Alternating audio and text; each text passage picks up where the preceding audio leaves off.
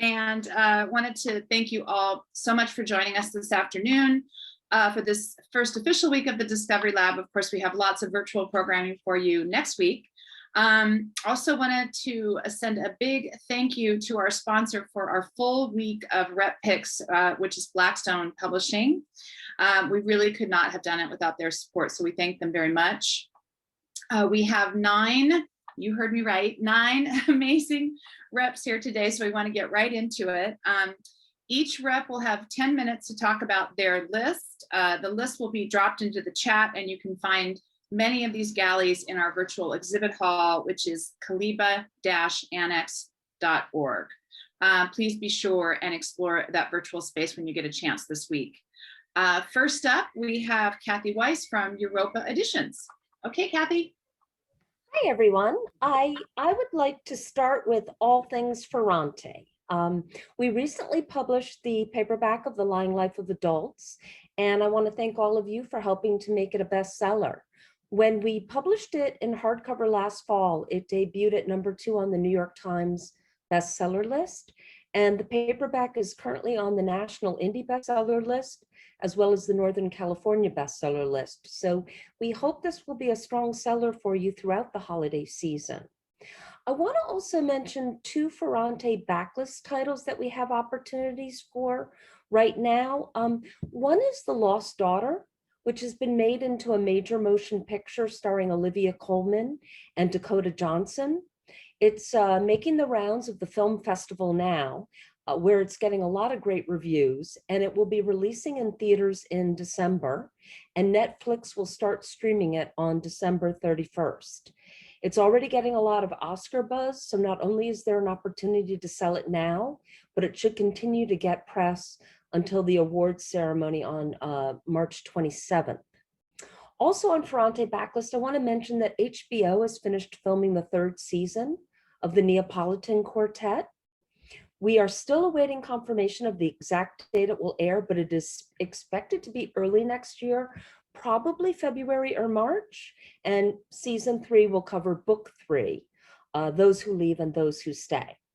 And then last but not least, we have a new nonfiction hardcover publishing by Ferrante in March of next year titled In the Margins. As with all things Ferrante, details are being kept tightly under wraps. So I don't have a cover yet, you'll see in Edelweiss, but we will have a cover in November, and we will be printing galleys, and I expect to have galleys before the end of the year. I haven't received any of the English translation yet, but the subtitle is On the Pleasures of Reading and Writing, and my colleagues in Italy tell me it is an apt description. It's going to be all original content, and Ferrante will talk about her craft, her creative spaces, and her need to write.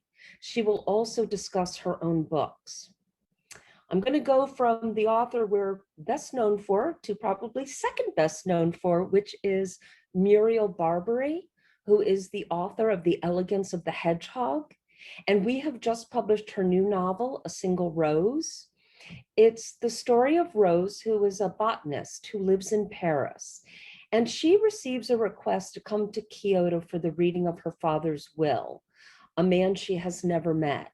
It takes her on a journey not only to discover her father, but also a journey of personal transformation and to finding a love that she never thought was possible. I have to say, all of the reviews that have been coming out on this title all comment on the fact that it's a very joyful and inspirational read, which makes it a really nice book to give for the holidays. And we have a second title by Muriel Barbary coming out in the fall called The Writer's Cats. And it combines Barbary's poetic prose with enchanting illustrations by Maria Guttard. And Barbary really does have 4 cats. And so this is her 4 feline friends who kind of take you into the writer's studio and give you a behind the scenes look at her process and the joys and disappointments. And it's for Barbary fans, it's for writers, and it's for cat lovers. And you're seeing some of the illustrations from inside the book.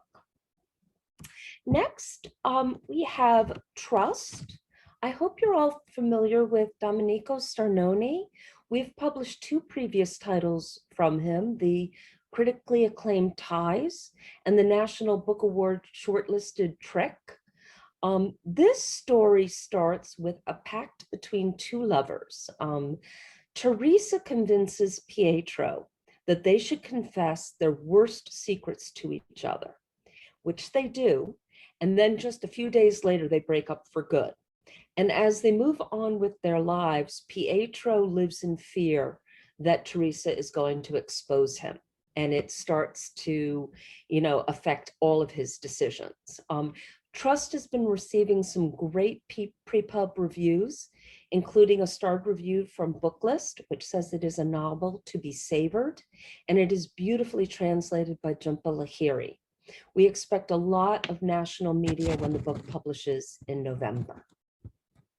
Next up, Disorientation by Ian Williams. First, I just have to say, Ian is an amazing writer. He has won or been nominated for numerous literary awards for his novels, his short story, and his poetry. And he won the Giller Prize for Reproduction, which we published last year. Disorientation is his first work of nonfiction, and it's already been shortlisted for the Canadian Writers' Trust Award. Some of you have had a chance to meet Ian. We brought him to regionals and to Winter Institute when we were working on reproduction. Disorientation, Being Black in the World, isn't a book Ian wanted to write. He was working on a novel, but with everything that was going on in the world, he felt really compelled to write this. And it offers a unique perspective. He was born in Trinidad, but he grew up and was educated in Canada. He lived and worked for years in Asia, and he also lived and worked in the United States for 7 years. So, he is truly part of the Black diaspora, and he can really speak about global Blackness. In addition to that, I think the other thing that's really interesting about this book is that he talks about how to have racial conversations during these polarizing times when the stakes, are high for saying anything that could be, construed as wrong.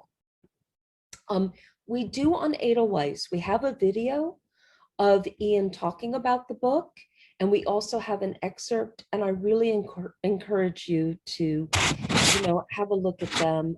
This is a really important book, and I have to say it really changed my worldview. Next up, I want to mention The Storm of Echoes by Christel Davos. This is the fourth and the finale to the Mirror Visitor Quartet. Just went on sale 2 weeks ago. We have been having great sales with it, and it should be a strong holiday seller. This fantasy series appeals to both the YA and adult readers. All of the books in the series are doing really well for us. And we have now, of the four combined, sold more than 100,000 units in all of their formats. Books 1 through 3 are all available in paperback. Next is Tiger Skin Rug. This is the first middle grade fiction title that Europa will be publishing. I hope some of you got to virtually meet Joan at Children's Institute. She participated in the Authors on Parade. This is Joan's first novel, and it has been nominated for the Carnegie Medal. It is a multicultural tale about two Indian boys who move to Scotland and go on a magical journey with their new friend Jenny and a tiger skin rug who comes to life.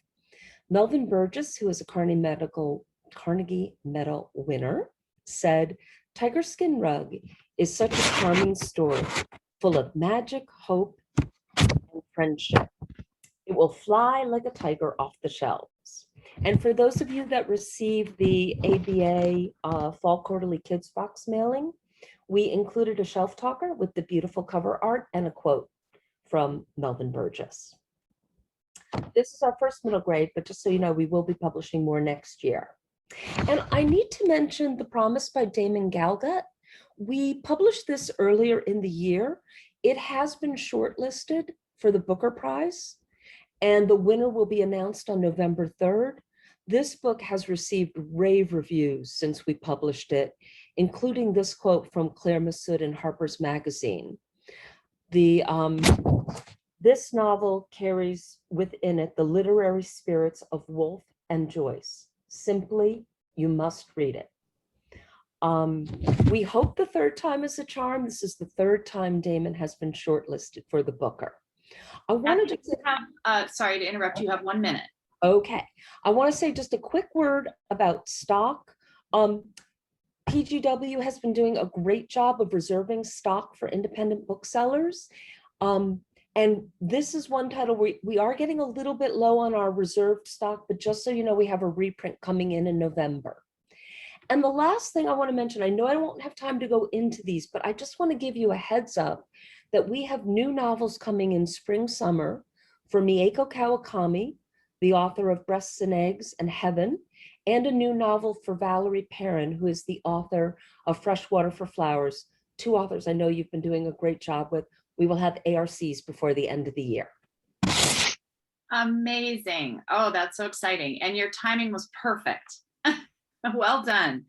Okay, next we want to move on to Dylan Hamilton with Mcmillan. Hi, Dylan. Hey. All right. Yeah, so I just wanted to take a moment and thank the booksellers for their support of our titles and the patience as we work through some of our rep and territory changes. We're working through it. So first up, the first title I'm going to talk about is Olga Dies Dreaming by Xochitl Gonzalez. Set against the backdrop of New York City in the months surrounding Hurricane Maria, Olga Dies Dreaming is a story that examines political corruption, familial strife, and the American dream. The story starts in 2017. Olga is a wedding planner for Manhattan's power brokers, and her brother is a popular congressman representing their gentrifying Latinx neighborhood in Brooklyn. Though their public lives seem alluring, their personal lives are more difficult. 27 years ago, their mother Blanca, a young lord turned revolutionary, abandoned her children for a militant political cause, leaving them to be raised by their grandmother. Now, along with the hurricane, Blanca has dramatically re-entered their lives. This expansive social novel is also a charming love story. It's smart, entertaining, and addictively readable. Xochitl has an incredible personal story and a growing platform. Raised by her grandmother in Sunset Park, Brooklyn, she went on to become one of New York City's most prominent wedding planners. She then sold her business and attended the Iowa Writers Workshop, where she wrote Olga Dies Dreaming. This is great for readers like that enjoy Crazy Rich Asians, The Knicks, Emma Straub's, all adults here, and all with a touch of Jane the Virgin. The next title that I was going to talk about is Catch the Sparrow by Rachel Rear. This is an unusual, highly intimate spin on the true crime novel. A gripping story of a young woman's murder, unsolved for over 2 decades, investigated and reconstructed by her stepsister. Growing up, Rachel Rear knew the story of Stephanie Kapinski's disappearance. The beautiful violinist and teacher had fled an abusive relationship on Martha's Vineyard and made a new start for herself near Rochester, New York. She was at the height of her life in a relationship with a man she hoped to marry, and close to her students and her family. And then one morning, she was gone.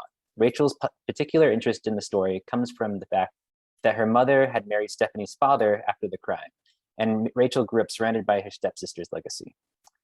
Rachel Rear is a New York City public school teacher and actor, holds an MA from Columbia University and an MFA from the New School. She has been published in the Los Angeles Times, the Washington Post, and numerous other publications.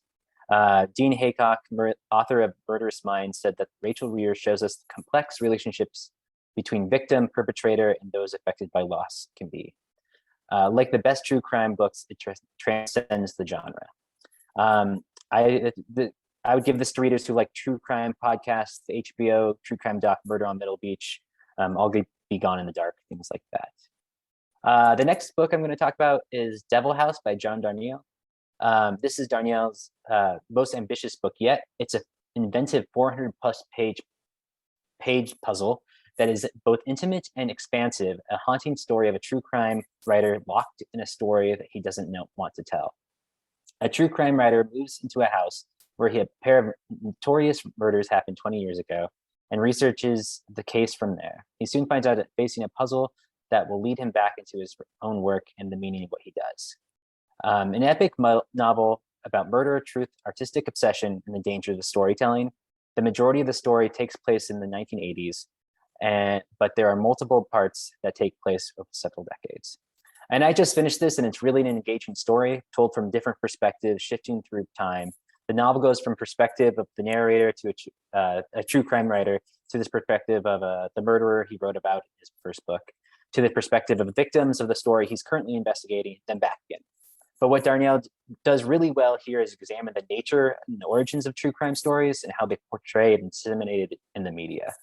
For those who don't know, in addition to being a writer, John Darnell is also a composer, guitarist, and vocalist for the band The Mountain Goats. His first novel, Wolf in White Van, was a New York Times bestseller, National Book Award nominee, finalist for the Los Angeles Times Book Prize for the first fiction, and widely hailed as one of the best novels of the year. I would give this to readers who like The Mountain Goats, Ben Lerner's Topeka School, and those who are interested in the Manson family murders, Arthurian legends, horror movies on VHS tape, and the 1980s Satanic Panic. Next up is Mecca by Susan Straight. Mecca is this novel of our time. It talks about COVID, wildfires, systematic inequality, immigration, gentrification, and race and police violence. It reckons with America and one of the most important states in the 21st century. The story follows California Highway Patrol Officer Johnny Frias as he spends his days pulling over speeders, ignoring the racist insults, and pushing past the trauma of his rookie year. When he killed a man who was in the midst of assaulting a young woman named Bunny, who then runs away, Johnny's moment of action 20 years ago sparks a slow-burning chain of connections that unites a memorable, complex cast of characters in a way they never saw coming. Susan Straight is the author of several novels, including the national bestseller High Wire, being a finalist for the National Book Award. She was born and continues to live in Riverside, California, and with her family, where she serves as a distinguished professor of creative writing at the University of California, Riverside. I'd give this to readers that like There, There, Deacon King Kong, Girl, Women, Other, or novels by Barbara Kingsweber. The next book that I'm going to talk about is Pure Color by Sheila Heti.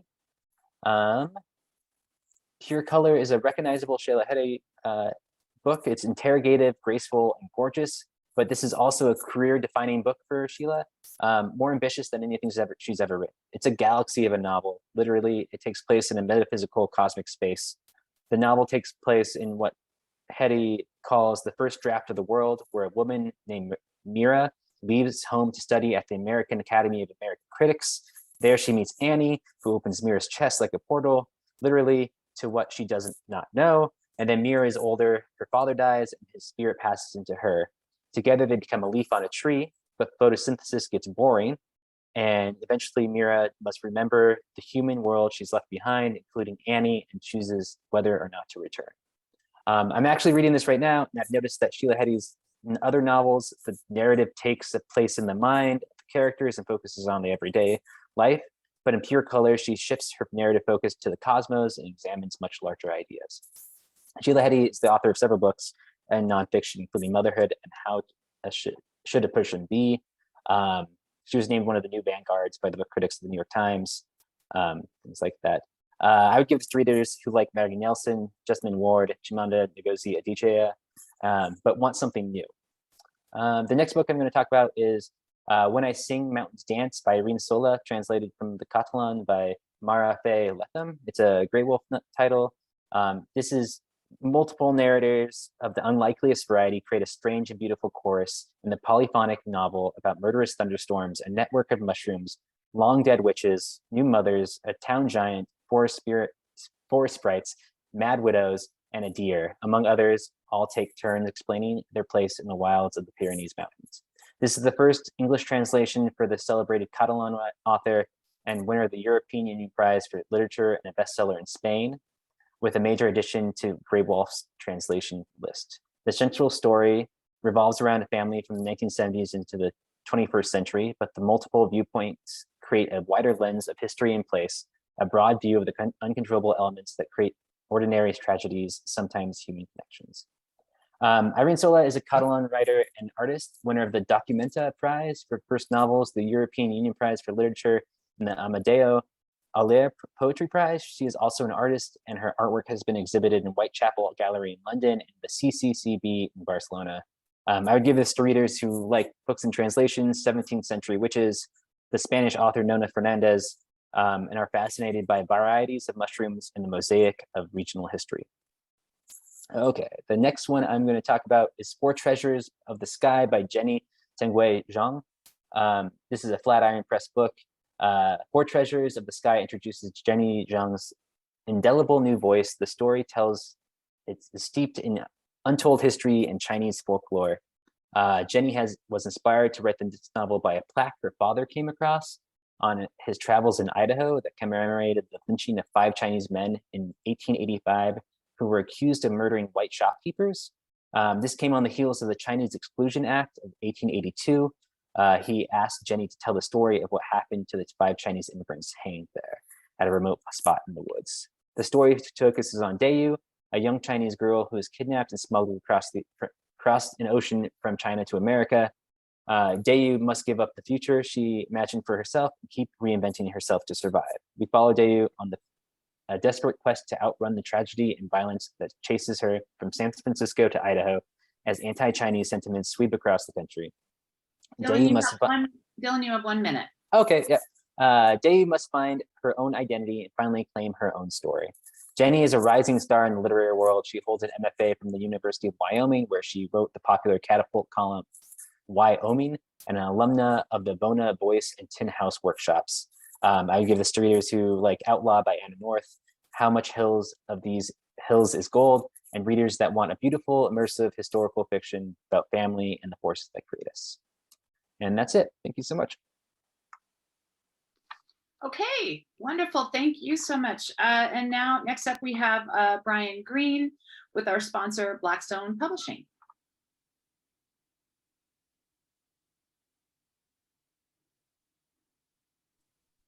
Hi, everyone.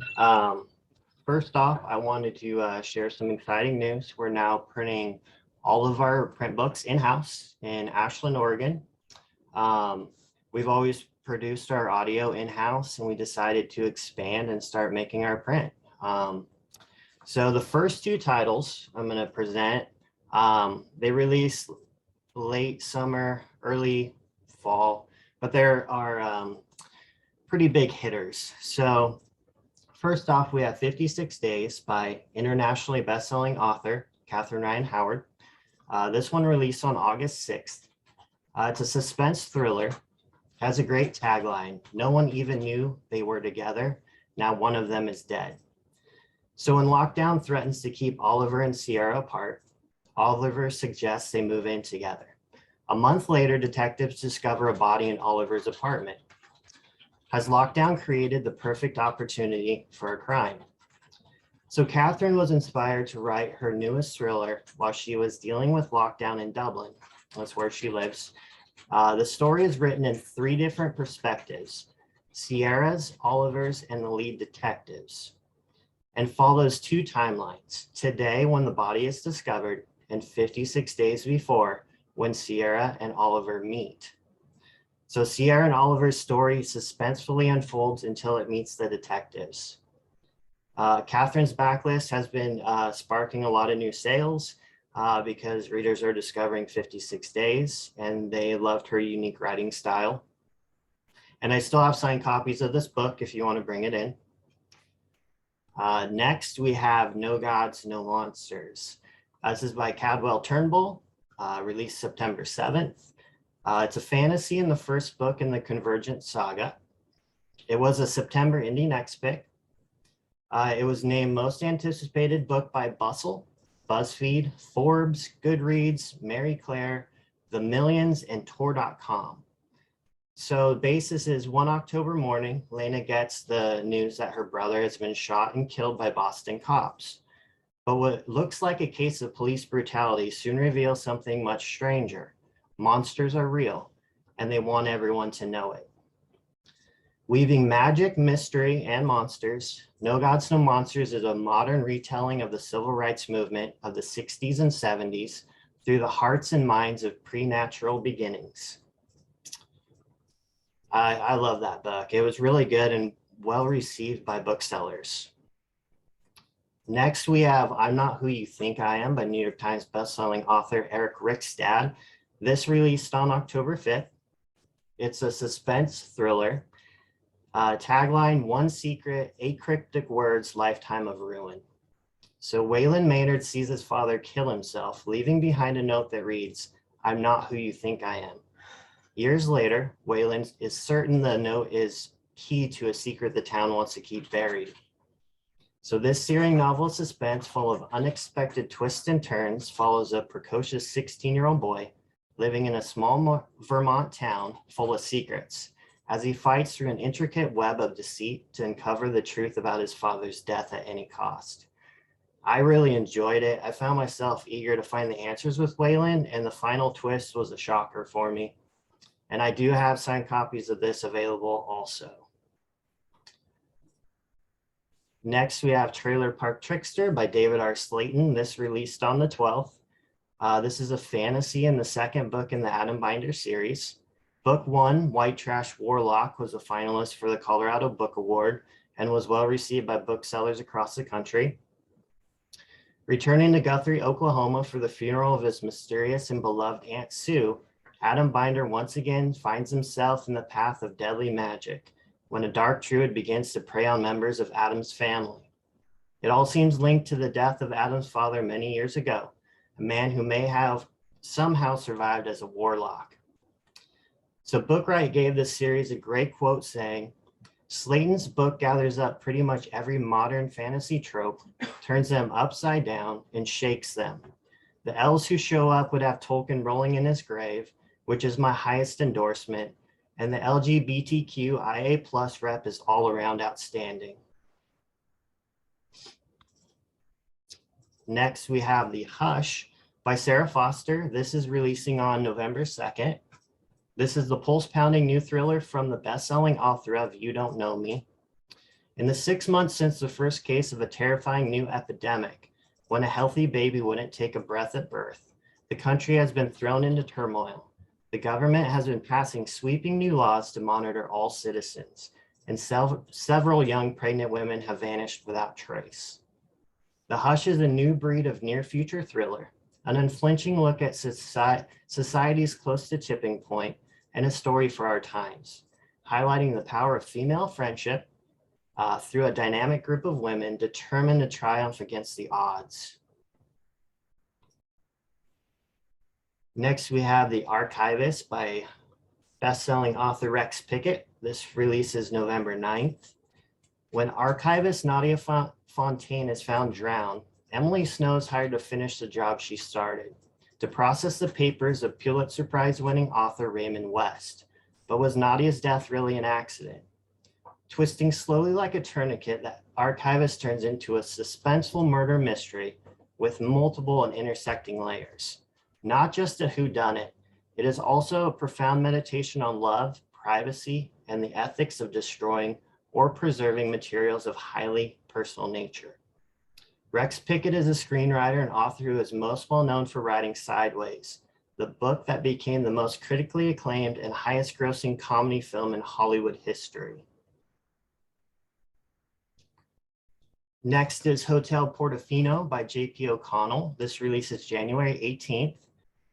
This soon-to-be TV series is a heady historical drama about a British family who open an upper-class hotel on the magical Italian Riviera during the Roaring '20s. Set in breathtaking, beautiful Italian village, Hotel Portofino is a story of personal awakening at a time of global upheaval and of the liberating influence of Italy's enchanting culture, climate, cuisine on British innocents abroad. This one's perfect for fans of Downton Abbey and The Crown. All right, so the last book I have is Pinion Scorpion and the Barbershop Detectives. This is by Rick Bleiweiss, and it releases February 8th. This is the first book in the Pinion Scorpion series.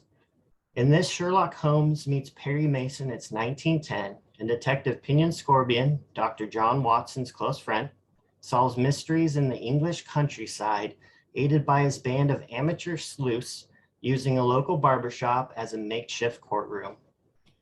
Booksellers voted Pinion Scorpion as the buzz book for the PNBA Fall Show.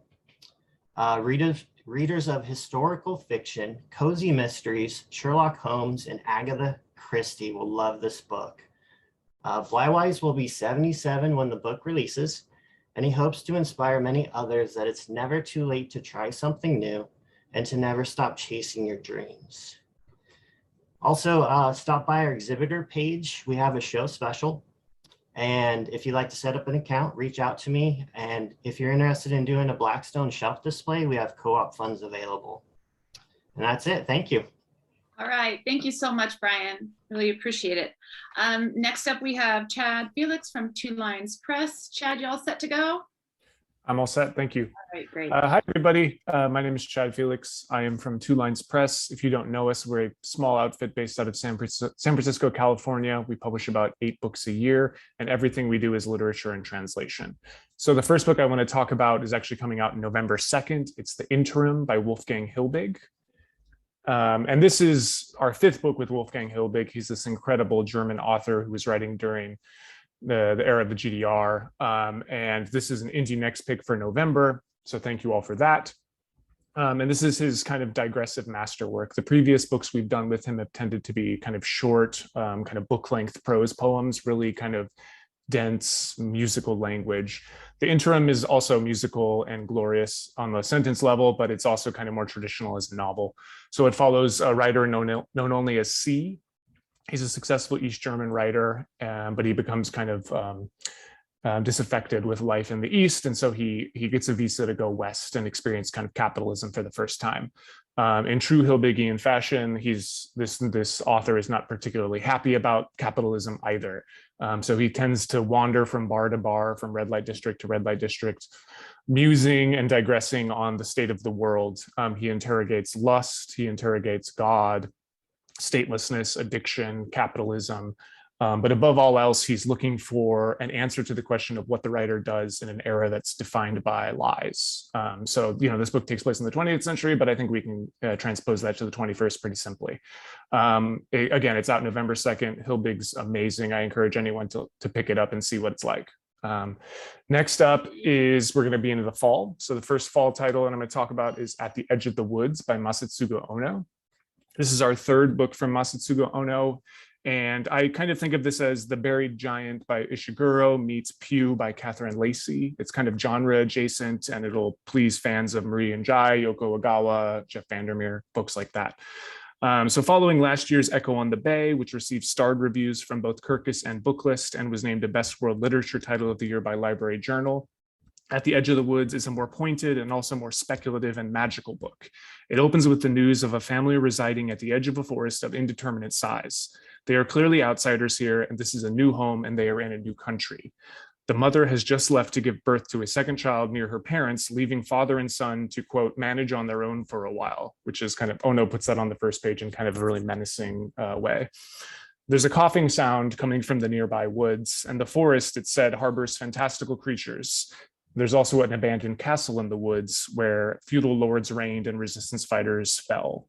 As the narrative proceeds, father and son encounter several strange characters. Early on, the young son, after an outing, returns with a half-naked old woman, seemingly houseless and malnourished.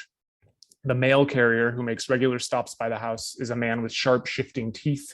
He delivers more xenophobic comments than mail. And he's gossiping about so-called imps and dwarves who are living in the forest. And meanwhile, there's a tree on the property that the father is aggressively trying to kill with poison, and yet it remains every day. It's just still there growing. So new to this, I hope someone's read in the room's read Masatsugu Ono before. He's this kind of brilliant Japanese author who generally works with child narrators. There's also a child in this book. But there's also another new element. There's a new element, which is kind of these fantastical elements. Green flames are ravaging the forest just out of sight. Imps and dwarves are silent, but seemingly always present. And what he's doing there is he's addressing the use and misuse of myth making and fantastical creatures in order to kind of make a point about climate disaster and passivity in individuals while this is happening. So what we have is a story of a father and a son trying to get by, experiencing their own kind of anxieties about the world, including, their mother and wife who is off trying to have a second child. Meanwhile, while the TV is playing, there is footage of floods and fires, and there are processions of refugees. And what Ono is leading us to is this idea that these fantastical creatures that are being dismissed as outsiders or people that shouldn't be in town are in fact refugees fleeing for their lives. So this is a masterful book in an astounding translation from Japanese by Juliet Winters Carpenter, and it's timely, brooding, engaging, creepy, and smart. Readers of contemporary fiction by Jesse Ball, Marie and Jai, Alexandra Kleeman, and Catherine Lacey will love it for its allegorical and psychological aspects. Fans of Jeff Vandermeer will adore Ono's use of genre tropes to reveal truths about the world today. And this one is coming out April 12th, 2022. And I think in the chat, there should be a link to a form you can request a galley from me. So next up is our new book from Yasmina Barrera. Hopefully you guys know Yasmina Barrera from On Lighthouses, which was our best-selling book last year.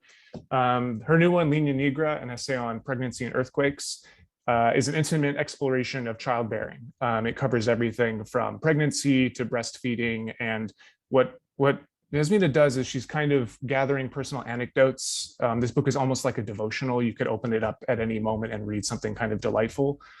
So she's gathering personal anecdotes about her own pregnancy, but she's also drawing from dozens and dozens of artists, writers, musicians, most of them women, who have or have not addressed pregnancy in their own work.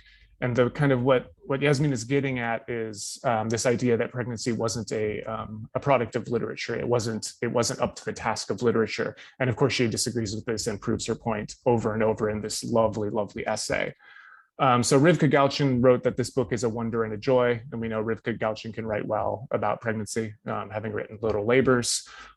She writes, I wish it were only a few thousand pages longer so I could have the company of its intelligence and poetry for all phases of my life. Leanne Shapton also has spoken to us about it, and she writes that in nuanced observation and with enormous humor, Barrera shares how things and people can be known and understood, while allowing, as in life and death, for what can never be known or understood. So the title Lena Negro refers to the black line that appears on the abdomen, which leads a newborn child to the breasts in order to milk. And what Yasmina is getting at with that title and through this project is that the body is a mystery. And there are mysteries about the body that are that happen without you knowing them. And so she writes really beautifully about this line appearing on her stomach, which the child knows what to do with, but she has no reason. She has no idea of what it's there for. And so it's as if the body and the child are working with her without her even knowing it. It's a very beautiful book. For readers of Maggie Nelson, Rachel Cusk, Kate Zambrino, and Rivka Galchen. And, Yasmina is just an incredible writer. She got Indie Next for On Lighthouses, which is a book I'm going to talk about next, actually. So On Lighthouses, we're going to make it through the holiday season with our stock, fingers crossed. But our paperback edition is coming in May. It'll also come out on May 3rd, so it's publishing alongside Lena Negro. And for this one, I hope that most of you have read this or at least seen it in your stores. I've included all of the lovely, or not all of them, but a majority of the bookseller blurbs here. This was also an Indie Next pick. And On Lighthouses, kind of in a weird way, we had to cancel a 10-date book tour for her because of lockdown announcements. And in a weird way, it became something of an anthem, at least for me and my colleagues, of the pandemic, because what On Lighthouses is a book about isolation. It's about the lighthouse keeper, and what the lighthouse keeper does is stays away from other people but also helps them.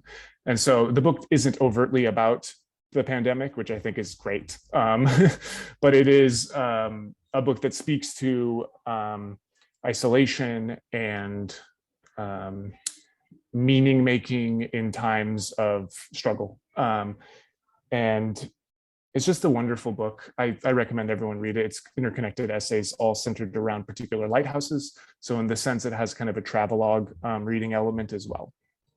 And the last thing I want to talk about Hopefully you all have heard about our Calico series. So this launched with That We May Live, and that was a collection of Chinese speculative fiction. We followed it up with Home, New Arabic Poems. Elemental is a collection of eco-lit from 8 different countries, I believe it's 8. So writing all around the world concerned with the planet we live on. We just published Queer Brazil, which is a collection of poetry, prose, and some nonfiction from queer Brazilian writers. It also includes a full photo insert. And our latest is This Is Us Losing Count, which is 8 new Russian poets. So this is very contemporary. All of these poets, I think one of them has a book available in English, but most have never been before translated. And that kind of gets at the heart of the Calico series. It's edited by Sarah Coolidge, who's an editor at 2 Lines. And what she does is she talks to translators. Sometimes they're working on big projects, other times they're working on small stories here and there. And she gets ideas about kind of what's happening where we're not reading. And so the idea is to pull a region or a language or a subject and create a snapshot, not a cohesive anthology, nothing like that, but a kind of a portrait of a moment in time based around a loose theme. So yeah, thank you all for your time. And Thank you so much, Chad. That was great. thank you. Okay, next up we have Sherry Hickman. Hi, Sherry from Simon & Schuster. Hi, everybody. Thank you for being here with us. One second here. I think it would be hard to tell you anything you don't already know about this book, except maybe that I have a growing suspicion it will be as legendary with readers when all is said and done as All the Light We Cannot See is. But in case you need a quick synopsis, here we go. Cloud Cuckoo Land follows 5 characters whose stories, despite spanning nearly 6 centuries, are bound together by their mutual love for a single book. It's an ambitious, genre-busting epic, think Borges or Umberto Eco. And as one reviewer put it, it's also a tribute to stories as a source of sustenance and solace, and to the sweetness of our shared terrestrial home. I honestly think this is a book for any reader, but if you can get it into the hands of your All the Light readers, I think you'll be doing all right. Next up, On Animals from the always sharp-eyed and quick-witted Susan Orlean. This is a completely charming collection of essays about the tricky and transcendent relationships between humans, pets, and wild creatures. It's full of pandas, donkeys, show dogs, chickens, pigeons, and their irrepressibly odd people who look after them. It's another bona fide crowd pleaser from Susan Orlean. I don't honestly know and don't want to know who this book would be for. I feel like this is a real crowd pleaser for the holidays. Next up, we have The Magician. Toybin gives us another sublime marriage of research and imagination here, as he explores the life of Nobel laureate Thomas Mann, who, despite his singular gifts, was driven by a need to belong and by the anguish of his repressed sexuality. It's an intimate, astonishing portrait of Mann, his magnificent and complex wife, and the times in which they lived, which intersected the First World War, the rise of Hitler, World War II, the Cold War, and exile twice over, in Los Angeles fleeing the Nazis, then in Switzerland fleeing McCarthy. Oprah magazine called it an ode to a 20th century genius and a feat of literary sorcery in its own right. This novel has been reviewed and heralded everywhere, and we've been out of stock at S&S. I think the next printing is due at our warehouse, hopefully this week, could be next week. But if you have customers shopping for a historical fiction reader, this would be an ideal recommendation. Taste, which just hit the #1 on the indie bestseller list this week. We're super excited, thank you. So as you know, Stanley Tucci is an award-winning actor and food obsessive, and he's given us a really warm and captivating literary memoir. While it's full of charming stories and paired recipes, it's really the first book to reveal Tucci's full life story, in and out of the kitchen, on and off film sets. which includes losing his first wife to breast cancer and quietly struggling through oral cancer himself in 2020. It manages to be funny, heartbreaking, and fascinating all at the same time. And I don't think there's anyone who wouldn't enjoy getting or giving this book as a gift, but especially foodies, of course. I should just add that the second season of Searching for Italy began filming in July, and it's tentatively set to premiere just after the holidays. Next up, State of Terror is the collaborative political thriller from longtime friends Louise Penny and Hillary Clinton.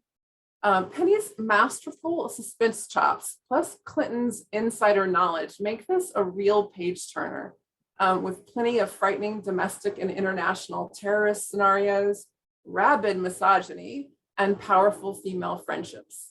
It's safe to say the book is also a kind of proxy for what Clinton can't and couldn't say about her time as Secretary of State. But thanks to Louise Penny, this version is way more fun. And for hardcore Louise Penny fans, there are some Easter eggs hidden inside. So this is for Louise Penny fans, naturally, thriller readers and political junkies, and the legions of women who've just had enough. One of my favorites on the list, the Baseball 100. This is an audacious book that brings together decades of research from a lifetime of obsessively studying baseball to count down the 100 greatest players in history, with each ranking accompanied by a passionate, ambitious essay. In a glowing star review, Publishers Weekly calls it a remarkable achievement. In another star review, Book Page says, Major League Baseball fans just won the lottery. It's 880 pages of sheer baseball bliss and a true masterwork. Tony DeCopel, he's a journalist with CBS This Morning and the husband of anchor Katie Tur, said this. This book is baseball. It's the whole story of baseball told through the 100 greatest players of all time. And when you read it, you fall in love with the game all over again. Every sport needs great players, but it also needs great writers. And Joe Panansky has done something great for the game of baseball with this book. We blew through our first printing in less than 4 weeks, you guys, and we're expecting a reprint any minute. But back orders are mounting, so I'd recommend getting in the queue for this one sooner rather than later. Damnation Spring is next. It's a big, glorious family saga and a heartbreaking page turner with a love story at its soft center. It's set in a coastal Pacific Northwest logging town as a community and a marriage are rocked by cascading changes to their way of life. It's been reviewed with real affection and praise everywhere. But here's a wonderful bit from the San Francisco Chronicle in case you missed it. It's the Gunnarsons' fierce love for each other and unwavering resilience despite multiple betrayals and near unshakable losses that transform the book from a treatise on the dangers of an unfettered industrial complex and the impacts of climate change into a prescient and deeply felt novel about mostly good people just doing their best to survive. I think this is the perfect gift for readers of Richard Powers and Annie Proulx and that growing army of folks reading anything they can get their hands on about the lives of trees. And finally, we have Smile. This is a deeply wise and funny memoir from Sarah Ruhl, MacArthur Genius, two-time Pulitzer finalist, Whiting Award-winning playwright, in which she chronicles her experience with Bell's palsy, which emerged hours after giving birth, and her 10-year odyssey to regain her physical, creative, and emotional health. It's also a book that's just really unusually good company around things that people can end up pretty alone with. I love the self-awareness review, and I wanted to share this line from it. Smile is at once an illness narrative, a meditation on smiling as cultural practice and symbol, and a compelling behind-the-scenes look at the life of a playwright and mother. I'd say you could recommend this to anyone who's, had a father or children or a creative practice or a chronic illness, or even just repeatedly infuriating, bewildering experiences with doctors. Thank you. Thank you so much, Sherry. That was great. Okay, next up, we have actually 3 reps that are going to share their time together. We have Ty Wilson. There's Ty, he's ready to go. Andrea Tetrick, are you there, Andrea? Sure am. Can you see me? Hi. Hi there. Hi. And also we have Rob Pine from IPS, PGW, and Two Rivers, and they're going to split their time. So I'm going to give you a 1-minute warning, guys, but I'll let you arm wrestle for the division of the time. How's that sound? Sounds good. We're up for it. All right. Take care. Good luck. Okay, I'm going to start. I'm going to talk about Nina Simone's Gum. This is by Warren Ellis, and it's a Faber and Faber book. This is a quirky and beautiful gem of a book from art rock multi-instrumentalist Warren Zevon. Oh my gosh, Warren Ellis, who mainly amazes on violin in Nick Cave and the Bad Seeds and his own band, the Dirty Three. Part making of a musician memoir, part homage to 3 women musicians who profoundly affected Ellis, Simone, of course, Alice, and Greek folk sense appearances from Beethoven's Ghost and a short, sharp intro by Nick Cave himself. At one of Simone's last concert appearances, Ellis took some gum the singer stuck under the piano on stage, wrapped it in a towel, stuck it in a Tower Records bag, and stowed it away for years. Asked to contribute to a Nick Cave retrospective in 2019, Ellis dug out the gum, had casts made of it, and produced 20 silver facsimiles, one for every year that he had hidden this treasure away. So this book also chronicles the process of transforming a discarded piece of gum forgotten by a musical icon into a holy relic. This is a fabulous book, and there are no comparisons. Next up. The Tempered Steel of Antiquity Gray by Sean Speakman, who is also the publisher of Grim Oak Press. Quick hand sell for somebody looking for something new in the science fiction section. He basically takes, I don't know, 1 million science fiction and fantasy tropes and mashes them together. And it could have gone really bad, but it actually was a lot of fun. And it's one that can be read on its own, which is something I increasingly value in a science fiction novel.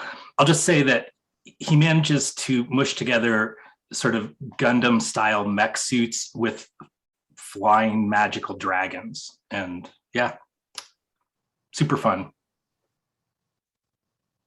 Small Things Like These by Claire Keegan. It was just a gem.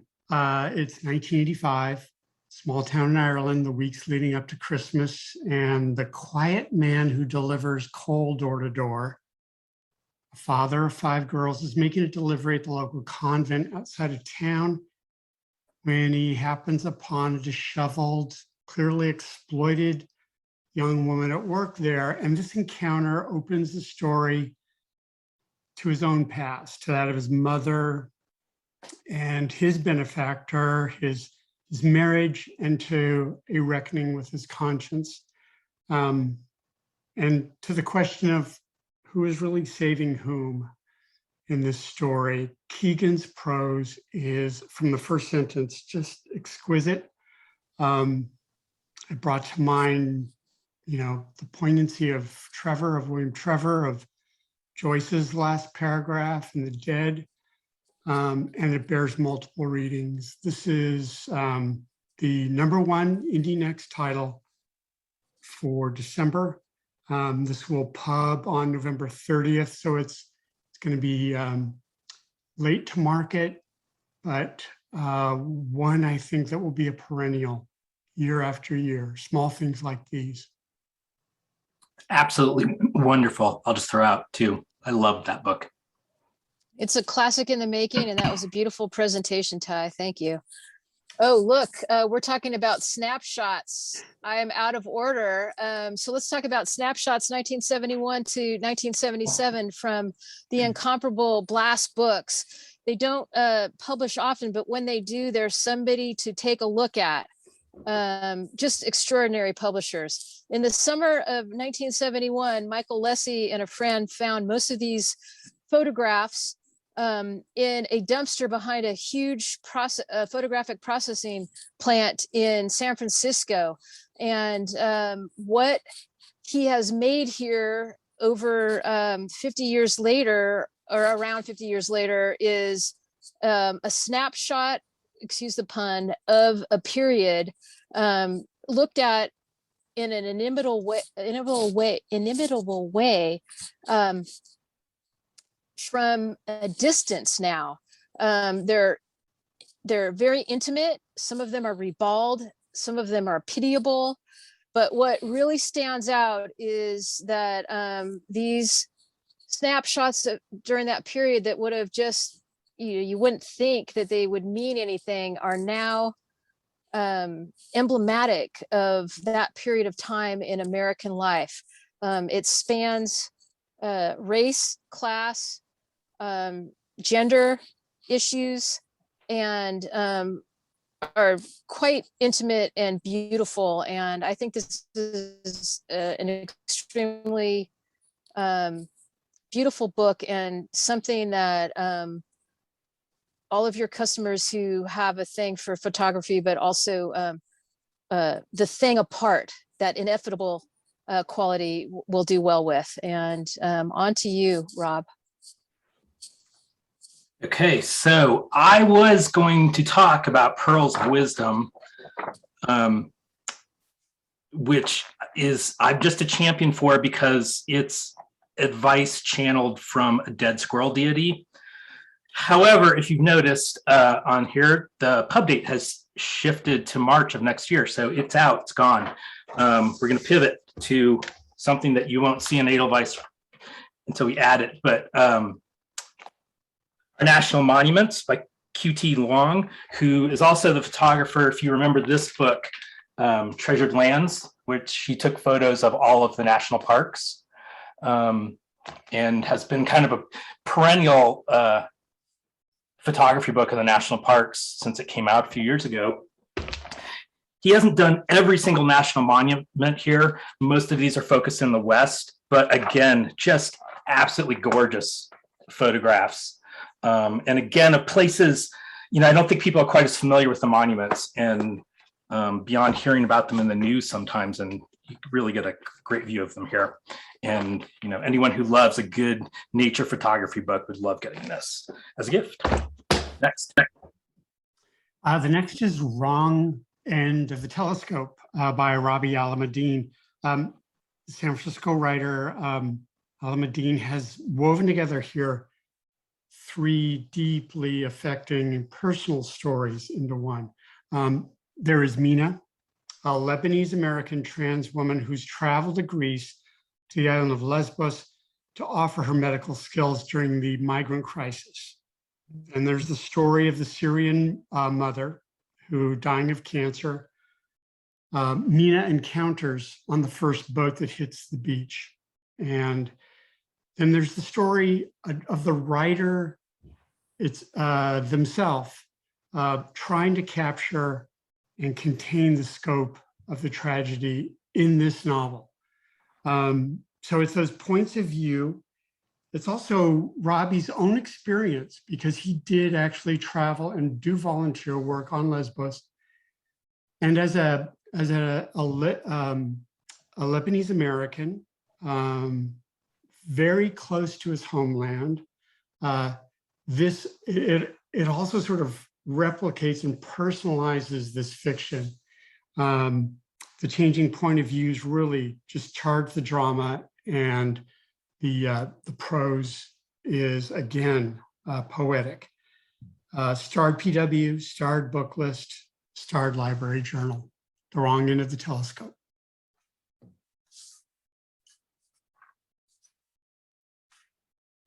Guys, you have about a minute and a half left.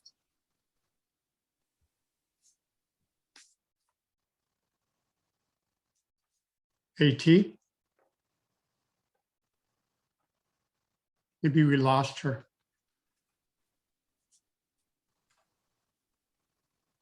No. Should we go on to the next one? Yeah. Christine? We can come back when she comes back in. Okay. That's good.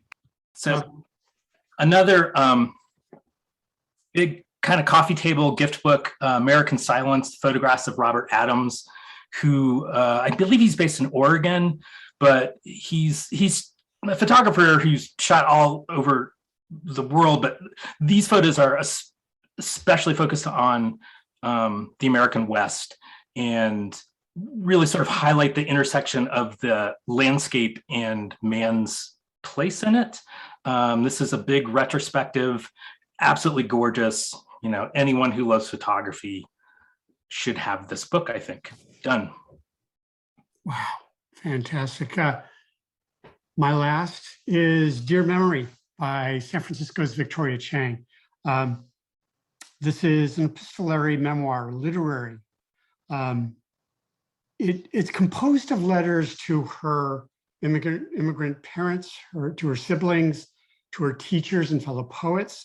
Chang was longlisted for the National Book Award for Obit last year, and also addressed to imagination itself,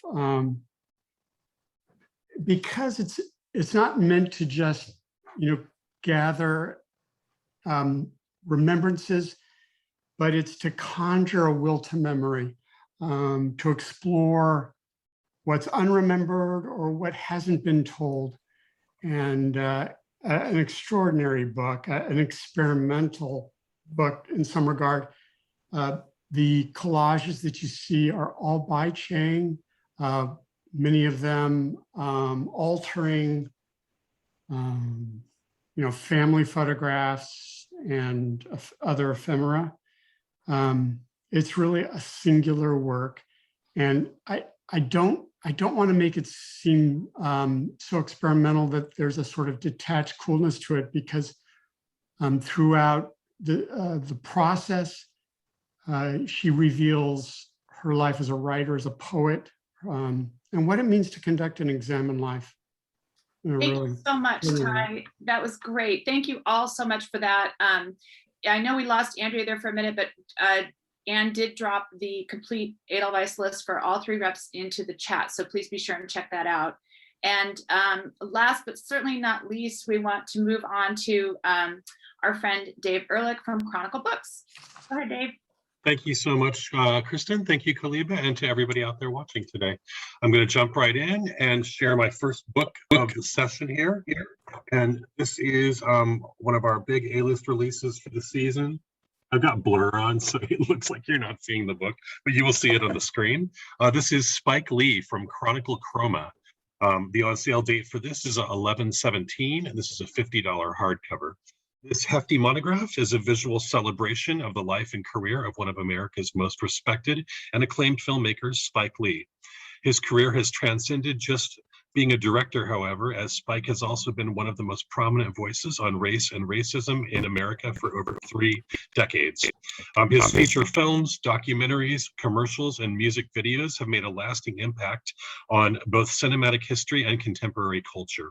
This book combines a wealth of photographs, many taken on set by Spike's brother David over the years, and these were never published before, many of them, as well as striking design throughout the book, inspired by the iconic love-hate ring that is worn by Radio Raheem in Do the Right Thing. That font carries through the book, and it's a really clever visual component that I think makes the book just really pop. This is a must-have collector's item and an ideal gift for any cinephile and fan of one of the most prominent and influential filmmakers in history. The pre-sales on this have been incredible. We are looking at this being sort of a one-shot until Christmas, based on the orders we have in hand now and back orders. I would say order this immediately if you want to get it for the holidays. We will have a reprint coming, but I can't guarantee that will be here by Christmas. My second title today is Baking for the Holidays. This is a $24.95 hardcover, and this is on sale now. This is from beloved baker Sarah Kiefer, and it's a holiday follow-up to her best-selling 100 cookies from a couple of years ago, with over 50 delicious recipes perfect for seasonal brunches, cookie swaps, and all those Christmas, Hanukkah, Kwanzaa, and New Year's Eve parties. Baked goods are the perfect heartfelt holiday gift, and in this beautifully photographed book, you will find recipes for triple chocolate peppermint bark, Meyer lemon white chocolate scones, pear almond Danish bread, hot chocolate cake, and pumpkin pie with candied pepita streusel, among others. Sarah is, of course, the originator of the famous pan banging method. This was made famous and viral by the New York Times, and that technique results in a crispy edged cookie with a tender center. It's been adopted by a lot of bakers over the years, and Sarah is the originator.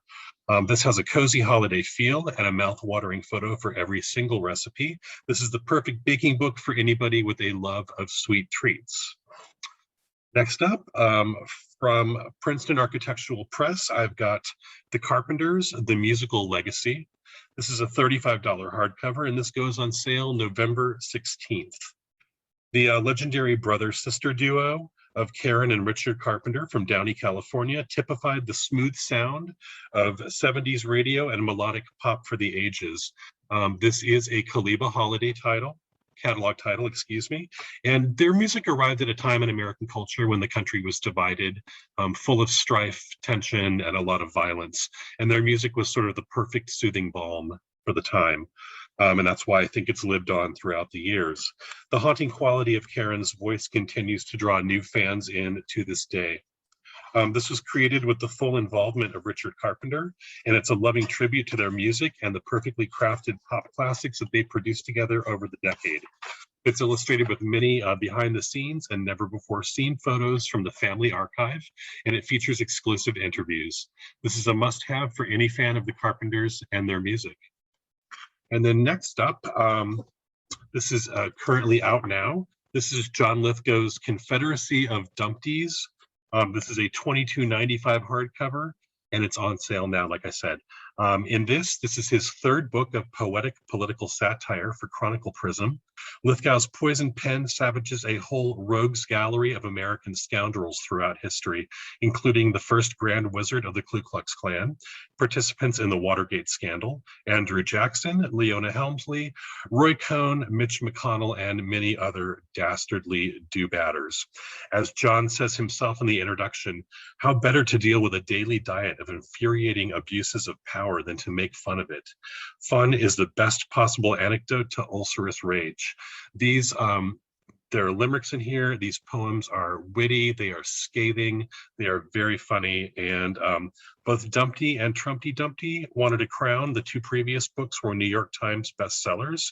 This newest title debuted at number 10 on the New York Times nonfiction list last week, and it was our #1 selling Chronicle release last week also at indie bookstores nationwide, out now. I'd like to mention a title of ours that was recently chosen for the Kaliba Golden Poppy Awards shortlist. This is A Table, Recipes for Cooking and Eating the French Way from Rebecca Pepler. It's a $29.99 hardcover. This came out last April. It's an enticing invitation to the French table from Paris-based American food writer and stylist Rebecca Pepler. It's a cookbook that will expand your skills and flavors as a home cook. It's also a stylish visual journey through the beauty and elegance of French lifestyle and cuisine. There are 125 new French recipes celebrating the modern multicultural flavors of the French table. This gorgeous book will unlock the secrets of cooking simple, sophisticated meals and recreating the magic and charm of French life for your very own kitchen. This is in stock now and ready to order. And finally, the next 3 titles are going to be featured in the Kaliba Holiday Catalog. And I'm going to start with Gus Van Sant, The Art of Making Movies. This comes from our distributed publisher, Lawrence King. It is a $25 hardcover. Goes on sale November 16th. Portland-based film director Gus Van Sant is one of the most respected, celebrated, and iconoclastic figures in indie filmmaking from the last 30-plus years. He is an outsider outside of Hollywood who did it himself on his own terms. He's made both celebrated indie films like Drugstore Cowboy and My Own Private Idaho, and he's also done Oscar-nominated studio films like Good Will Hunting over the years. And in this new book, he shares his insights and his wisdom about how he makes his movies. Van Sant continues to be an inspiration to a new generation of young filmmakers out there, including Greta Gerwig, Sean Baker, and the Safdie brothers, among many others. And then lastly, two literary gift titles, sideline items that come from Lawrence King Publishing gift as well. First are the Jane Austen playing cards. This is a perfect stocking stuffer for Austen fans. They includes a booklet explaining how to play 5 card games featured in her novels. And the cards themselves are adorned with colorful characters from throughout her books in categories, including heroes and heroines, rogues and mischief makers, friends and relations, and fools and bores. This retails for $14.99. This is on sale now and in stock. And lastly, another sideline item, we've got the World of Charles Dickens jigsaw puzzle. You can immerse yourself in Victorian London and find 70 classic characters throughout Dickens' stories as you build this richly illustrated 1,000-piece holiday puzzle. There's also a fold-out poster included that gives you biographies and background to explore. In this series, we have done the World of Shakespeare jigsaw puzzle, and this season also, not pictured here, but there is an amazing World of Dracula puzzle that's sold just like crazy leading up through the fall season. So that's also available now. This is $19.99, and this goes on sale next week. And that is all I have. Thank you so much. Oh, amazing. Thank you so much, Dave. Appreciate it. And appreciate all of you coming to spend time with us this afternoon. Thank you so much for sharing these amazing books. And please be sure and visit our virtual exhibit hall for these and many, many more. And also, if you're interested, we have another round of rep picks coming up this evening at 6 p.m. You can sign up for those at our website, kalibaalliance.org. We hope to see you all then. All right. Thanks, everyone.